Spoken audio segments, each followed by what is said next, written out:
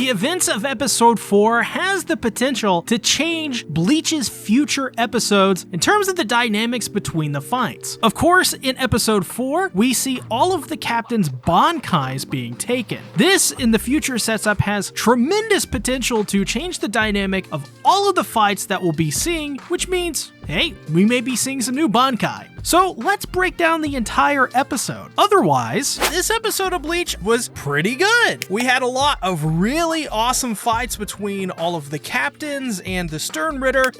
We even got introduced to a new character named Bombietta Basterbean. I don't know about you guys, but that's a cool name to say. But you know what else is cool? Subscribing and ringing the bell. We just hit 60,000 subscribers and we're only 40,000 away from 100K, which is gonna give me that play button. And let me tell you, I'm really looking forward to that. I've only been doing YouTube for 10 years. Anyways, comment down below what you thought about this episode, and let's go ahead and get into the festives. Happy Halloween, everyone. So I know I'm gonna be butchering a bunch of names this whole video, which apparently a lot of you really seem to enjoy. I'm sorry, I come from reading the manga, so I don't know anything about, you know, the anime or anything like that, so I sort of pronounce things my own way, which is clearly wrong, by the way, but the best we have. So, we go back to the Serede. That's how I say it. And basically what we see here is just people are dying everywhere. Within 7 minutes, 1,000 people are dead. That is insane. And this episode really shows people just getting cut in half. I mean, it's brutal. It's absolutely brutal. We also see Kajomaro get cut down. This was really surprising to me. I didn't expect this. You know, he's such a handsome fellow, and you hate to see such a handsome guy go, but it just happens. And of course, this is the final arc of Bleach. We've already seen thus far that, you know, this arc is pretty much okay with killing off a lot of people. So makes sense here that Kajomaro would go. Not too surprising in that sense, but he's still really handsome. So it kind of hurt my feelings a little bit. We also learned of a new Stern Ritter named Baz B. We know about him because he's introduced to Naja Coop. Yep, that's a name. But then we get I guess a secretly veiled reference to George Harrison, because this whole scene between these two guys are like, I'm inspired by Izuru and my guitar gently weeps. And I'm like, are we gonna get Eric Clapton on here to play a solo during their back and forth? We are then introduced to As Not,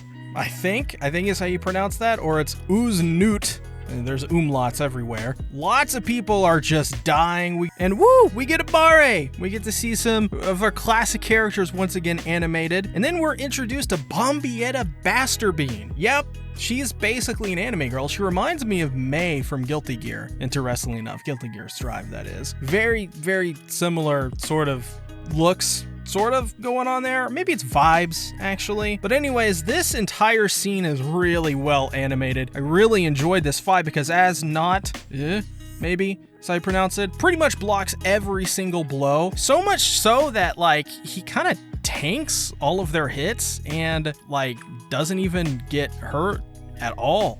No cuts or anything on him, nothing like that. He even gets basically hit in the eye at one point, and he does the old Superman movie with Kevin Spacey in it, where they shoot the bullet and it hits it and it doesn't really do anything. That's basically what happens here. He just kind of tanks every blow and doesn't get hurt at all.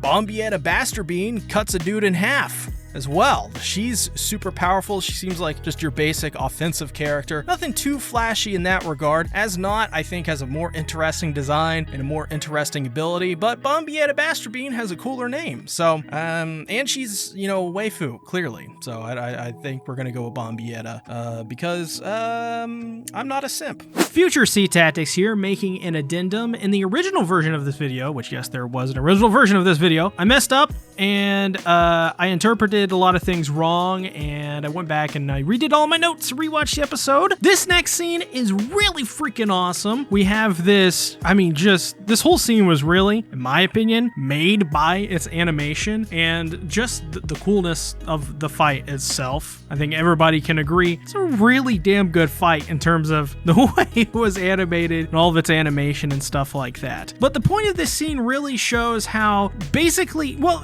really, it's pitting the captains against the Stern Ritter. And what this shows is how powerful the Stern Ritter is, how much of an absolute force they are in the world of Bleach already. I mean, we saw at the beginning of the episode how already 1,000 people are dead in just 7 minutes. What happens here is all of the captain's Bankai gets stolen. This is really cool here, in my opinion, because it adds a certain flavor to future episodes that I think we haven't really seen too much in terms of Bleach, because we've seen like all the captains in the, well, for me, previous chapters use all their Bankai pretty much, I don't want to say religiously, but we've seen it a lot, right? So now that all of their Bankai are stolen by, well, the Quincy's, I mean, well, we gotta have now new people, you know, using their Bankai. I think that is a really good way, especially with it being the final arc of Bleach and all that. It's a really good way to keep it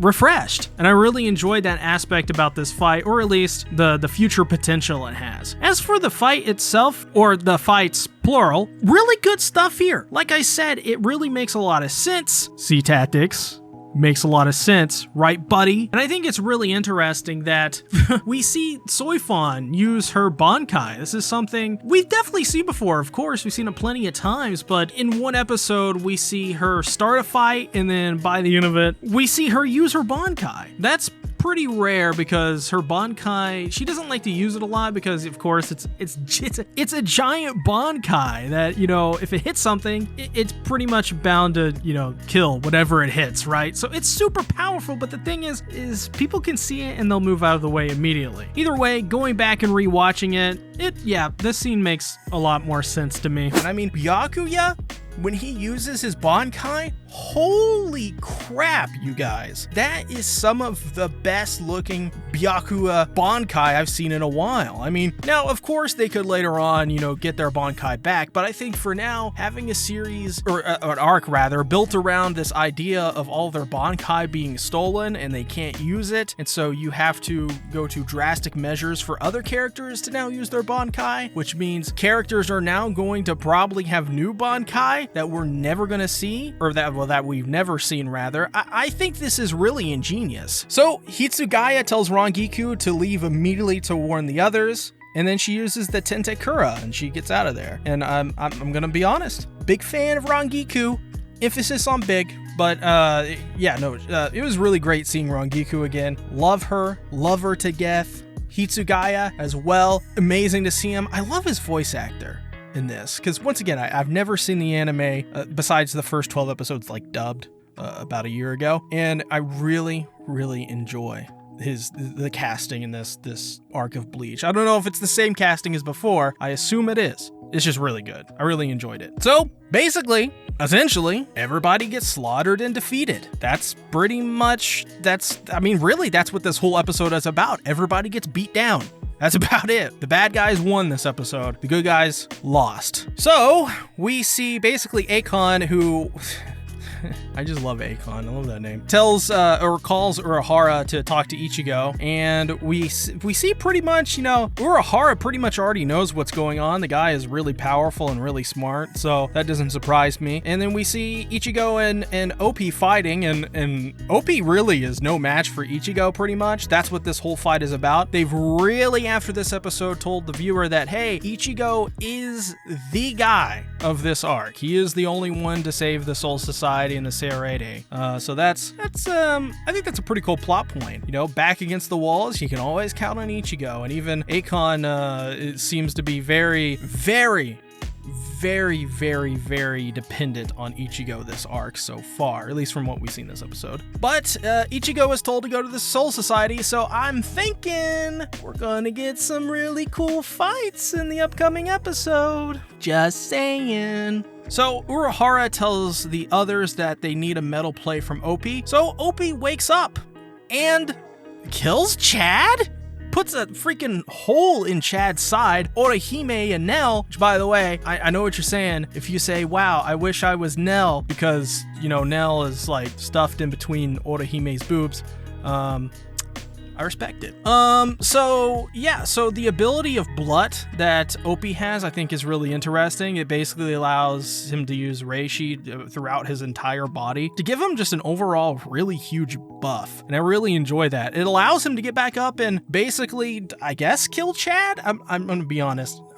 Please don't kill Chad. Please don't kill him. Chad's like really underrated in my opinion. I really love Chad. Even though he's just like basically Ichigo's friend. He's still great. But Opie basically traps Ichigo, and my theories after coming out of this episode is this. Ichigo is basically going to be imprisoned, which will cause a lot of more people in the Soul Society to die. There's going to be a big fight, likely with all the captains together. Probably gonna see maybe Mayuri betray the Soul Society. I'm getting a little bit of like vibes from that, but I think that may just be a little bit of a red herring.